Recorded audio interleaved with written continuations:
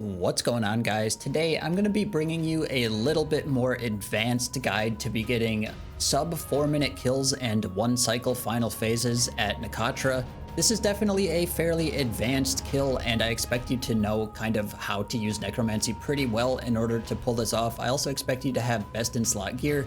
So if you guys like this type of video and you like more advanced guides, definitely let me know in the comment section, and hopefully you guys use this method to be farming a ton of kills. So you can see we are here at Nakatra, and this is going to be a little talk through for a sub 4-minute 1 cycle kill. But before we get into that, there is some very useful information for you to have before you do this. So basically, after you kill the 2 beasts, you're actually able to damage Nakatra a little bit. And basically what I do here is I drop a volley of souls onto her to do an extra 30,000 damage before the final phase. And that seems pretty much required in order to successfully get a 1 cycle kill. And basically how I do that is I kill the 2 beasts, and then as soon as the second one is dead, I use a skeleton ability, and whenever I see the damage appearing on Nakatra is when I drop the volley of souls. And that extra 30,000 damage seems pretty much required in order to successfully get a 1 cycle most of the time. So I would highly suggest learning that and doing it, because it'll help you out quite a bit. Alright guys, so once you're ready to kill Nakatra, you can see I'm banking here. I like to use Disruption Shield and Venge like on my way to Nakatra here. And I just like to use that so it's easier to split soul without any sort of downtime. You don't have to do that, but I find it definitely does help. And then you can see here we just make sure all of her buffs are active. And then much like every kill, we pretty much do the same thing. We just conjure all, life transfer, and Excalibur. Ghost ability, invoke death, Lord of Bones, Split Soul, and then we use the Skeleton and Surge in, and then we Death Skulls here. Then we just build back up to 100% for our Living Death. So just build back up, Living Death, Adren Pot, and then Touch, and then we use our Death Skulls here. And then I like to reflect this first barrage, and build back up to at least 60% here. Use another Skulls. Then you should be able to touch here, and then finger and touch, and then volley. And then you should be able to sap again, and then Skulls again.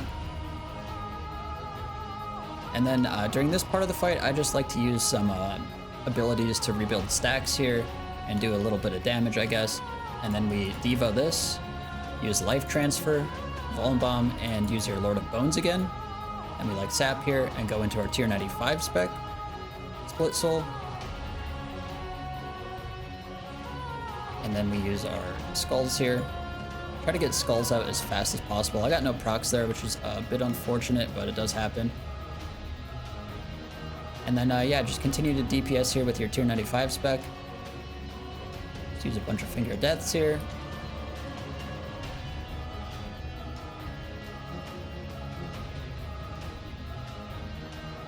And then for the Scarabs, I like to just use, already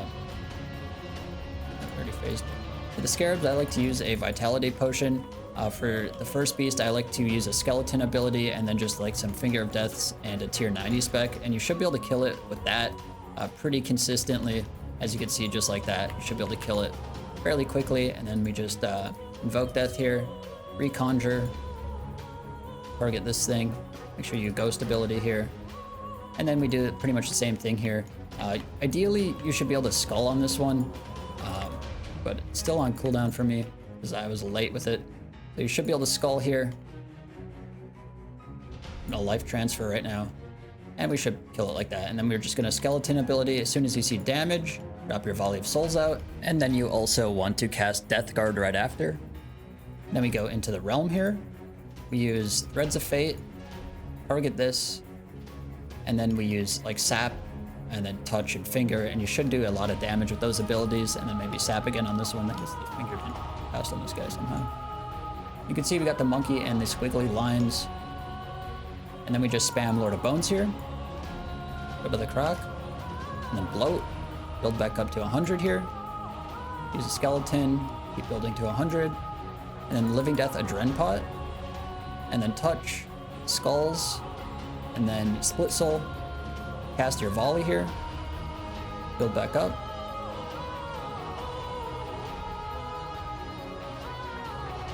skull here, and then you're gonna need to Limitless Reflect. Should be able to cast a bunch of Finger of Deaths here. Get your next skulls. Skull here, moves like a skeleton. Sap again, get another volley out. Finger again, and then you should be able to use a tier 90 spec and kill it just like that. And apparently that was my PR, but as you can see, it's definitely pretty doable. The rotation is, I find if you can get the double 5-stack volley, the rotation is pretty consistent, but if you're not able to get those 2 volley of souls for 5 stacks, it can be a little bit shaky. But I personally find how I did that, the barrage mechanic is the difference maker. How I get the skulls out and then I use Limitless Reflect. That's very important. And one thing to note about that Limitless Reflect is you have to use Death Skulls and then Limitless and then Reflect, or you have to use Limitless like earlier. But I just find that kind of weird. A lot of the times your adrenaline is going to be too high to use Limitless, so you want to use the skulls and then Limitless, and that's very important. And as you can see, we didn't get a drop here, but yeah, that's very important to note. Make sure you're skulling, then Limitless, then Reflect. And I find that to work the best for this. It's not super complicated like some of the other things I've seen people doing. So yeah, that rotation is pretty strong. And as you can see, a 331, definitely a pretty good kill time. Thanks for watching, guys. Hopefully this video helped some people get some PRs and some 1 cycles out there. This boss is pretty hard to be getting consistent 1 cycles at from what I've found. Any small mistake or anything like that can definitely ruin your 1 cycle. So hopefully this helps people kind of see what you're supposed to do and how I've been getting fairly consistent 1 cycles. Most of the time I don't get a 1 cycle is when I make a mistake, so yeah. But if you made it this far in the video, definitely drop a like on it. It does help promote the channel. And as always, guys, thanks for watching. I will see you in the next one.